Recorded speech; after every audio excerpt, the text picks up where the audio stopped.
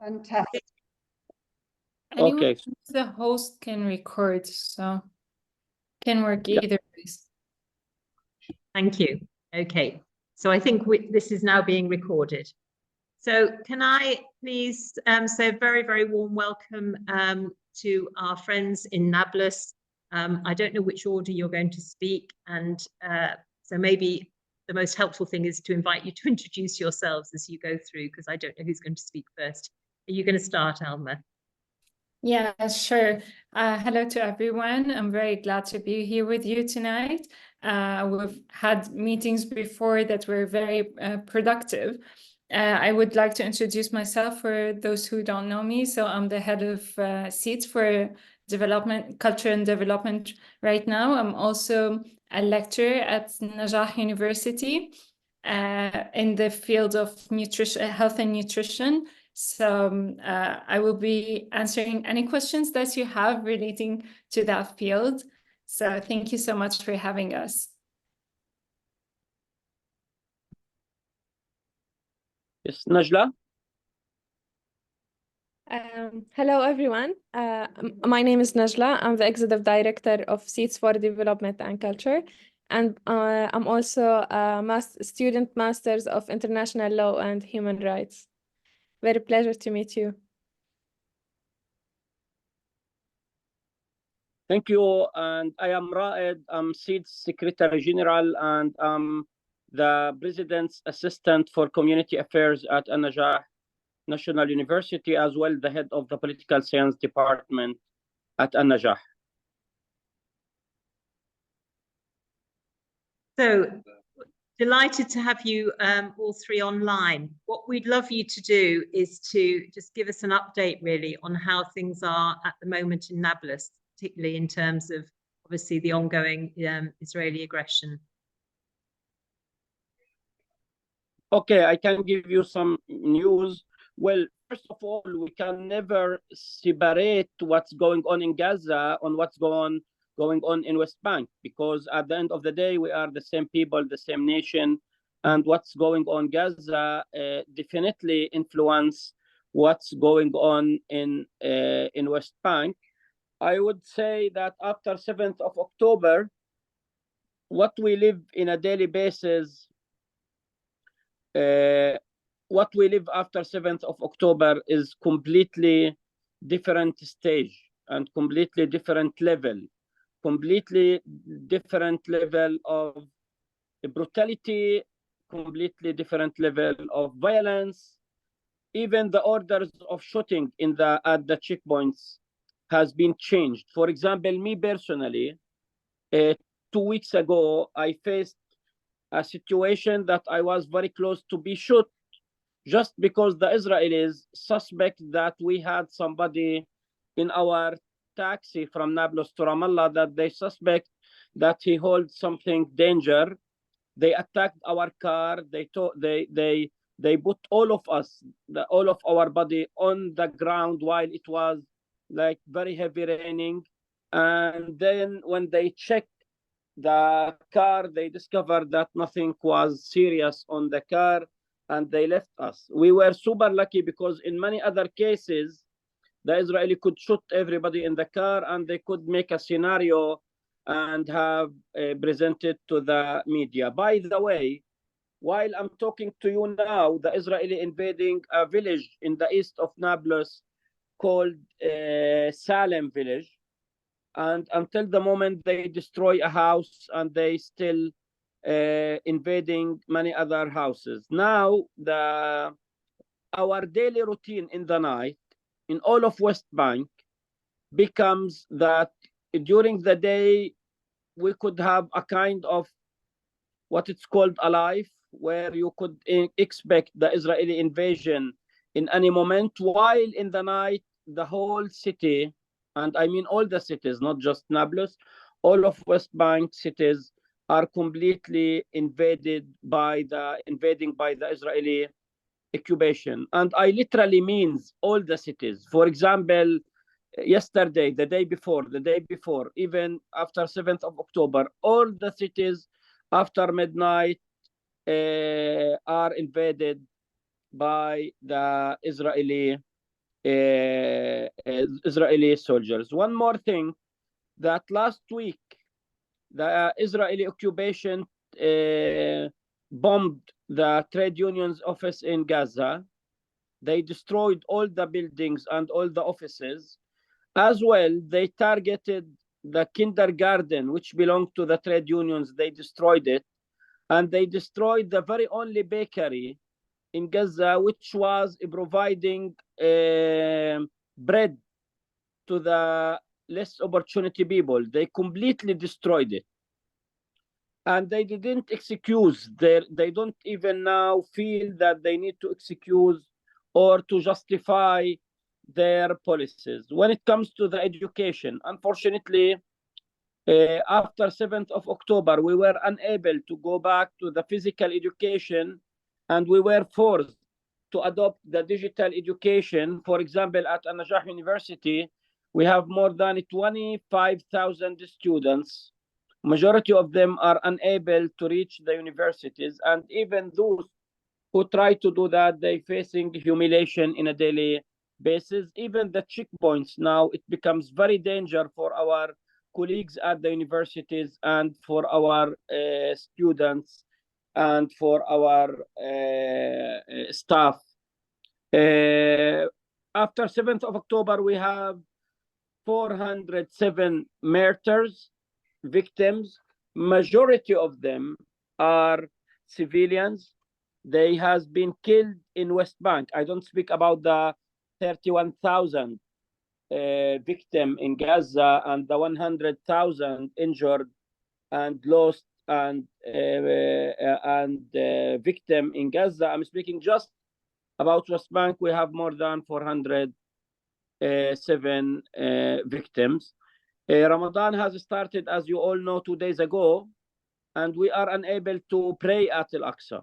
And I would like to emphasize one more, that Al-Aqsa, Al-Haram al-Sharif, it is a sensitive issue for all Palestinians, Christians and Muslims. And it's very clear that Netanyahu interested to escalate the situation because he knows very well that he's moving from the chair of the prime minister office to the chair of the court, because he has 3 cases in corruption and abusing power, and he tried to abuse the power until the very last moment in order not to reach a ceasefire, because ceasefire means that the priority of Israeli community will be to have a new leadership and a new government. And now all the polls shows very clearly that in the best situation, Netanyahu could get 19 seats while he have 32 now. Means that he will be in the opposition and means that he will be in the jail. That's why now the right-wing religious coalition in Israel, Netanyahu, Smotrich, Ben-Gvir, the 3 right-wingers, has 64 seats in the Knesset. And they still very interested to keep this coalition because all the polls shows that they will be in the opposition. So they try everything possible not to reach ceasefire, including crossing with the Americans. Now we started to listen to new tune from the American administration. Seaport will be created very soon in Gaza, while we are not satisfied with this, because we do believe that the American administration could end the war and could order the Israeli right-wing government to stop the apartheid and to stop the genocide on Gaza, while it's very clear that even Biden is not interested to break out the relation with the to break down the relation with the Israelis. And even now in Palestine, we say we don't know who the hostage is, the people with Hamas or Biden is the hostage with the right-wing Israeli government, because he just obeyed their orders.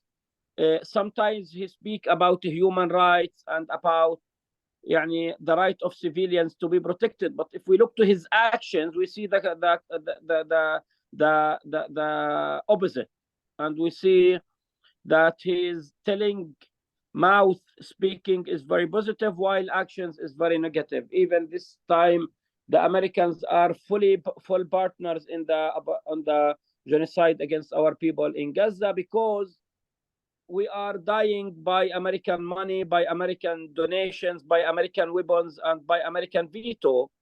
So the American administration is a full partner. Of course, the British one is not better. Like we have a lot of concerns as well about the British government positions towards the war on Gaza, while we highly appreciate your role, comrades. Like, your voice is very well heard. Now we say every day that you are the role model on the people, that they believe in peace, solidarity, and self-determination for Palestinian people. Your marches, your demonstrations in Sheffield, in London, in Scotland, even in Ireland, is very well heard. And it means a lot for the Palestinian people, because it is a message of peace and a message of solidarity. I would like to finalize my words with telling you that what are you doing called the positive peace, the positive cooperation, the positive solidarity, because the best relation is the one which builds the bonds between people to people.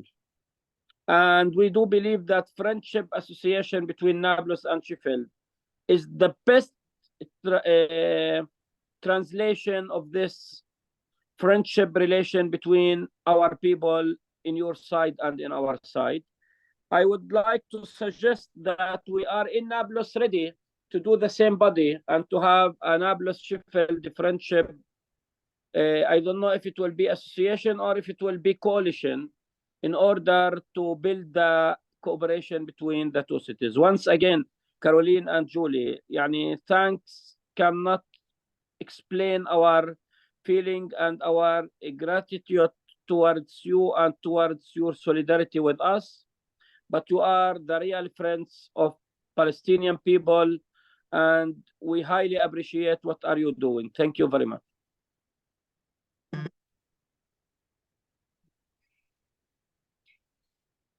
Turn this around to show you there is the audience here. Sorry. So yeah, we've got some more people have arrived earlier. So thank you so much, Raid. That's just incredibly helpful for us to hear from you directly. Should I invite Alma or Najla? Would you like to also talk about what's happening in Nablus at the moment? And we'd also be very keen to hear about any particular things about the situation of women. Sure. Najla, would you like to go forward, and then I can add up? You can start, Alma. Okay, thank you. So I just want to start by saying that I really want to assure what Raed have said, that we really appreciate everything that you're doing, and I try to make sure to pass all of your activism towards my friends in Gaza as well, so they would know that people are actually hearing them and are trying to work towards any solution that could work for them. So I really want to make that clear and to tell you that we really appreciate that very much. I just would like to add something to what Raed have said about the situation in the West Bank, is that the number of demolitions of houses have really increased. And of course, this have been happening for so long, but the rates have increased so much lately. And I've been touched with that in the last month, as my uncle's house has been demolished. It was attacked by 3 missiles. My 5 cousins have been arrested. One of them was injured as they fired the police dogs towards him. And until now, we have no right to actually even see them. And they have not been going forward to court till now.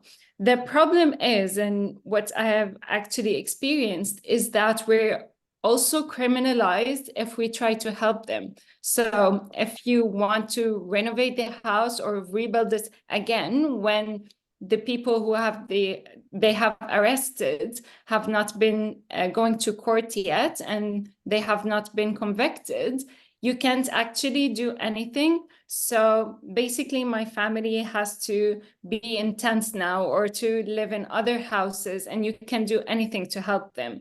And you can think of hundreds of similar cases that's been happening more and more, especially in areas around Jerusalem, but everywhere else in the West Bank. So if I want to talk about the situation of women, there's so much to say, honestly, and in every corner, if you look at it, there's not just a problem, but basically a misery that you can acknowledge.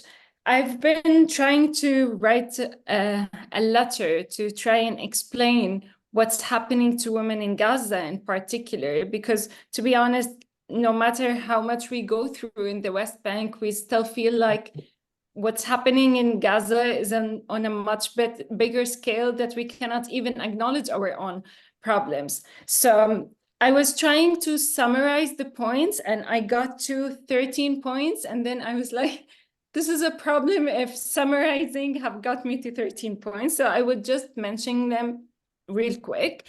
Basically, there's no access to prenatal care whatsoever in Gaza right now. So all of the health centers that have been working until now, which are only 6, and this is including hospitals and clinics, because basically every health center in Gaza have been attacked, everyone, and this is recorded. So all of the health centers are working just towards the emergency. So no pregnant woman can get any kind of prenatal care. She can just go in for delivery if she was able to get to any of those centers. And I've heard so many cases for women who were not able to even get to those centers. If she was able to get to any of the centers and she needed to do a C-section, there's no anesthesia at all. So this is out of question. And if there was, which it's not a possibility now, there's no postpartum care. So if any complication happened during the delivery for her or the baby, there's no possibility to offer them any services for postpartum. There's no supplements, and maybe you all know how pregnant women need special supplements during pregnancy that will prevent neurological disorders that is irreversible.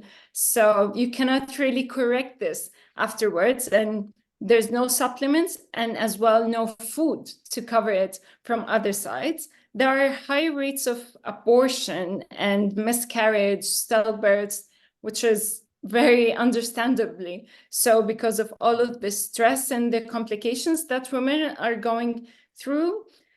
The other thing that maybe no one is talking about in health reports is that there's no clothes for newborns. I've been trying to work with so many mothers to create an initiative to recycle clothes, because imagine having a newborn and you have absolutely not just tools, but just basic clothes to cover them with. It's not available in the markets now, and it's not part of even the aid that gets to Gaza, because obviously nobody's thinking of that. Imagine a pregnant woman who has like 15, 20 kilos on her, having to sleep on the floor in a tent and doing all of the extra tasks that she has to now for firing, to cook and to care for the other children and trying to clean everything by hands, and how that would be like psychological stress, but also physiological on her. The privacy, and I've been trying to see how we can help women, especially, to get private bathrooms, because you know how women have special needs to get to the bathrooms that are not available. And I've known that in many cases, some women are having to knock on doors for houses that they don't know anyone in, to just ask them if they can use their bathrooms to take a shower or to even use their toilet. Obviously, there's no sanitary care whatsoever, and it's not part of the aid that gets to Gaza, not in the south nor in the north. Right now, there's no baby formula and the breastfeeding mothers are losing their milk because they're going just through starvation, they're dehydrated, but at the same time, they have no privacy. And, you know, we have some cultural barriers. They're in tents or in houses with 20, 30 other people, so they're not able to do that. So basically, it's like a death sentence for those little babies. And this is just part of the problems that women are going through, and these are just the major ones. I would like to say that we're also not a perfect society. So women are still going through harassment, not just from the Israeli soldiers, but as well from other people in their surroundings, as they're having to go look for food and for other things that they may need. Even through war, these things happen, and women still have to endure it.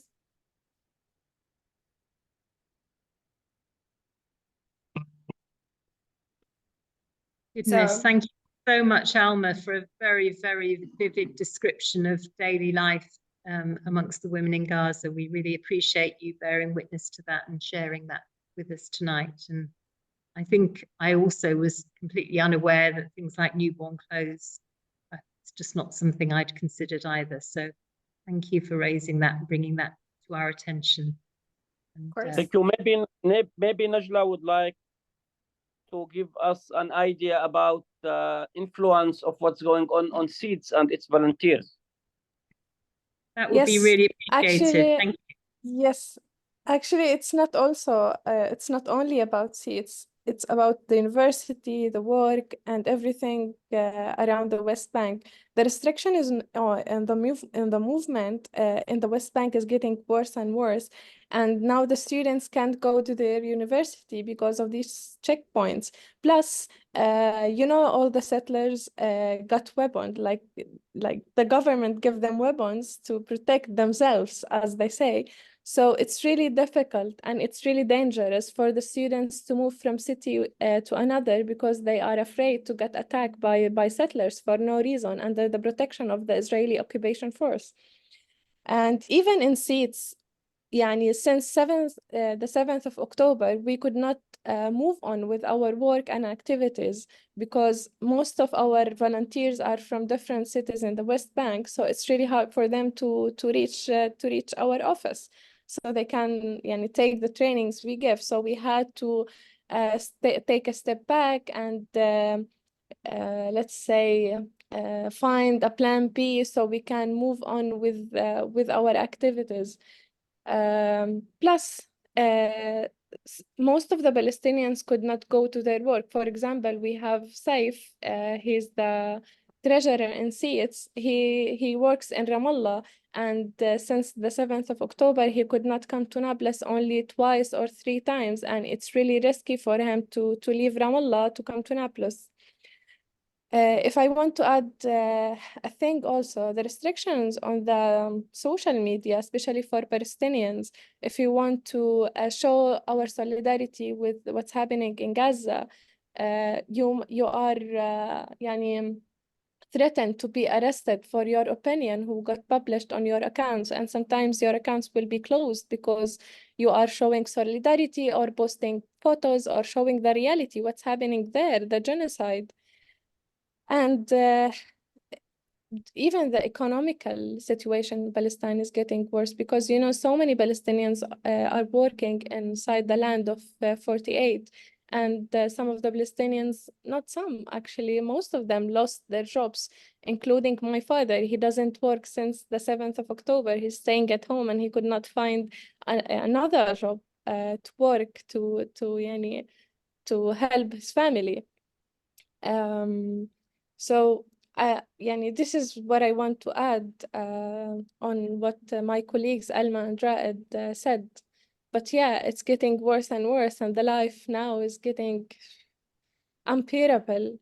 I got abortion a few months ago, and the situation in West Bank and Gaza makes me question myself if I want to get pregnant again and to bring kids to this reality and to make them live this horrible situation. So it's a more a question that if I really want to have kids now or no. So yes, this is what I wanted to add. If you would allow me just to add one more thing, is that we want to make it clear that we don't have the luxury of working from home. We're not like any other place, like what happened in COVID-19 and working from home, because we have our internet being cut off, the electricity is being cut off. Every time, as Raed have said, that the Israelis invade the city, they make sure that nothing is working, the electricity, the internet, and sometimes even the water. So what's happening in Gaza is happening in the West Bank. So it's not just like, oh, we're staying at home and we can keep on teaching and working like nothing else is happening outside. We don't really have that luxury. Exactly, and this causes actually internal problems in the university, between the university and the students, to find another solution so they can give the lectures and give them the education. Thank you both so much, and that's, I really feel for you, Najla, in the situation that you're in at the moment, which is a huge dilemma. I was interested to know whether other schools functioning in and around Nablus, the Nablus region. I think it really depends, because we're working on a day-to-day basis. So every day the schools would announce in a special area if students are allowed to come to school, if it's safe for them to do so or not. So really, we need to work on the news pages and check if we can work or get to schools or anywhere else. So it's not really a specific situation, you know, they assess at every day and every area and decide upon that. And how would you describe the mood amongst all the young people that you work with through Seeds? Najla, maybe you would like to answer that? Maybe I could say something regarding to that issue. Not just at Seeds, but even at the university. We see that I could describe the feeling of our new generation, that it is a combination between anger, determination, as well frustration, maybe. Frustration. First of all, they are angry from, first of all, what they call the betray of the what's called international community.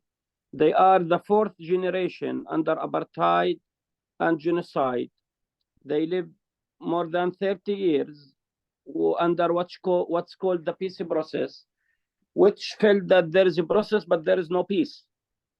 They are more determined, because I see in their eyes and in their discussions, daily discussion, that they say enough is enough, and it is the time for the freedom and peace for the Palestinian people. And they are frustrated because of what we feel today, like the high unemployment rates, the closure everywhere. They are unable to move freely in West Bank, even from village to another at the same district. It's very complicated to move. So what we witness could be the best atmosphere for another 7th of October in a different phases and in a different mechanism, because as we always say, we should not ignore the elephant in the room, which is the occupation. Our problem that sometimes we start the history from the wrong moment, and the history did not start in 7th of October. If you see now the way that the Israeli deal with the new generations, humiliate them, kill them, prevent them to move from a village to another, that will never lead to anything except to escalation and to more angry and more complicity in the whole public sphere in West Bank. Thank you, Riyad, for summing up the response of the young people in the Nablus area. I'm going to throw it out to anybody here who'd like to ask anything.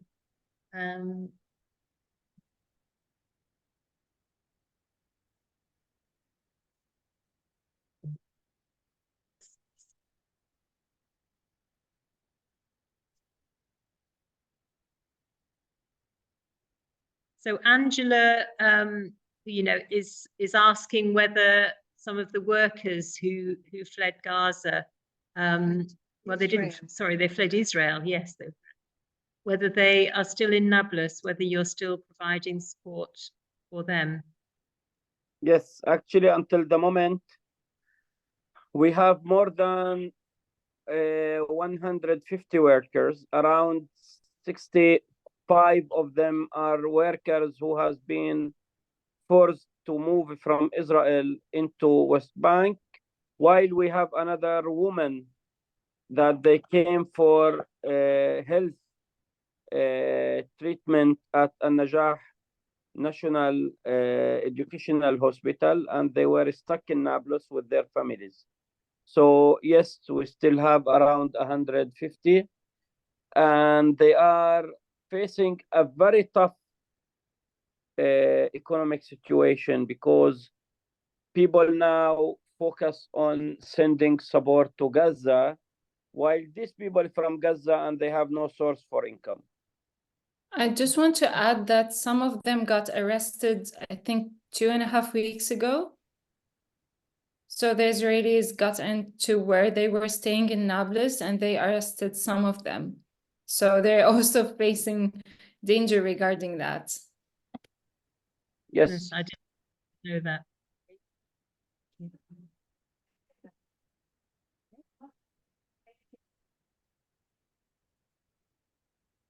Yes.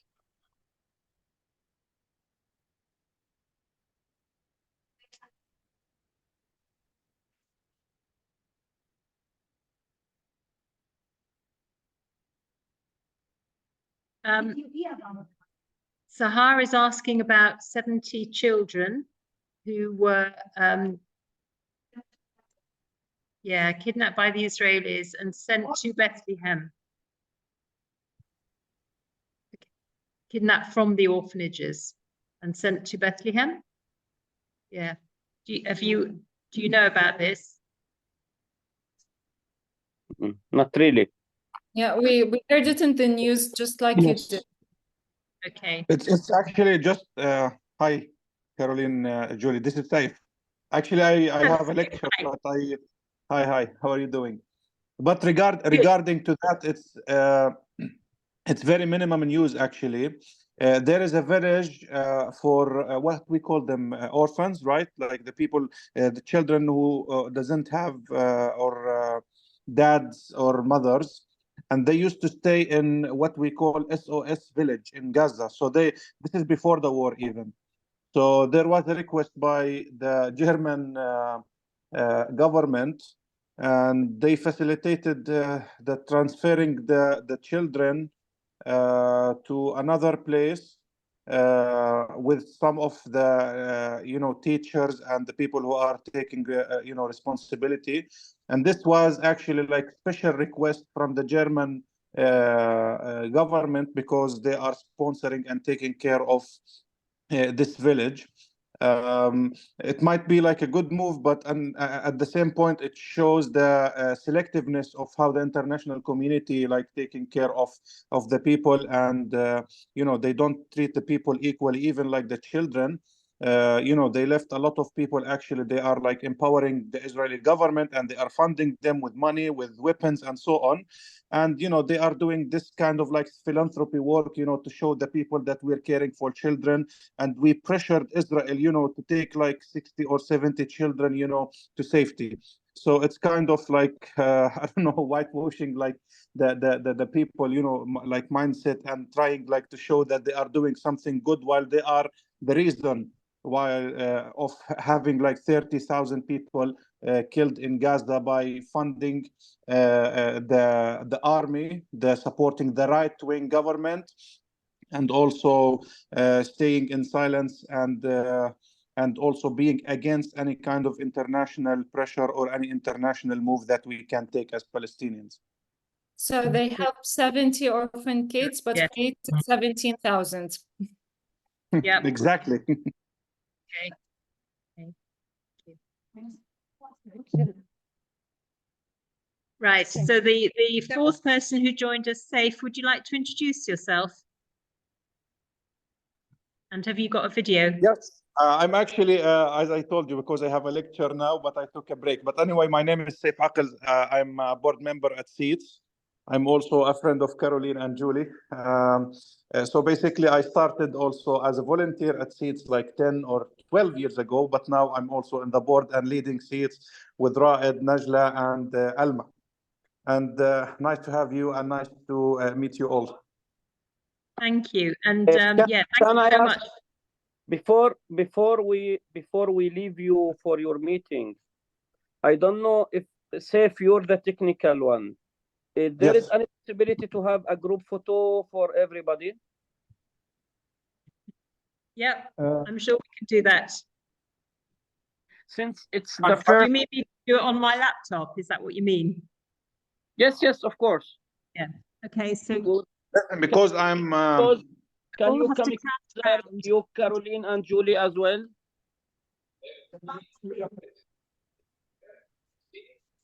Saif, All right.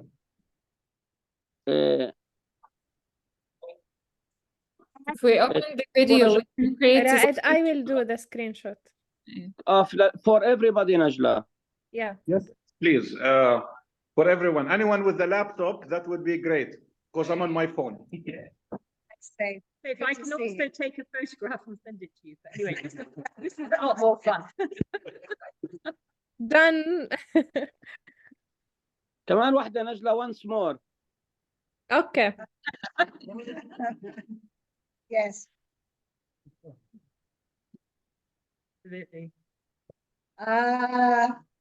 This is Nashla. Good to see you. Yes. Thank you. Thank you, Najla. Thank you. You now to your meeting. Good luck, and we would love to hear the good news from you.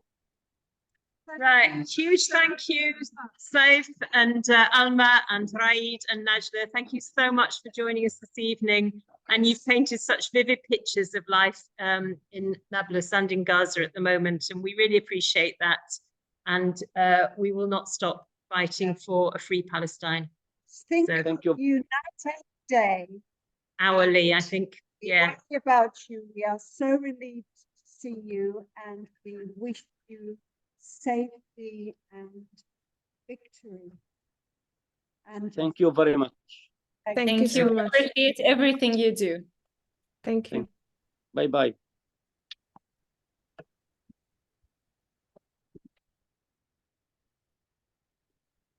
So